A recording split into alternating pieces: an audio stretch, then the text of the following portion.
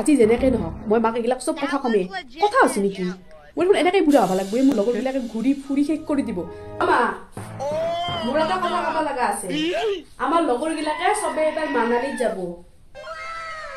মই মানালীত যাম বুজি পাইছে নে নাই মোক যাবা নিমিনে নিদা মই কি বুঢ়া হৈ থাকিম নেকি সদায় সদায় এনেকৈ ক'তো যাবা নিদা একেবাৰে ঘৰৰ পৰা বাহিৰলৈকে ওলালি কবি বাহিৰত কিয় ওলাইছে আকৌ ঘৰত থাকিলে কবি কি কিয় বাহিৰত কিয় যা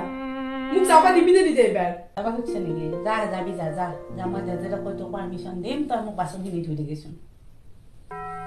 বাচনখিনি ধুই দিগে ঘৰকেইটা সাৰি দিগে যা যাবি যা দে আজি অকণমান ৰেষ্ট পাম দিলে মানালীৰ পৰা আহক মানালীত জেৰৰ আছে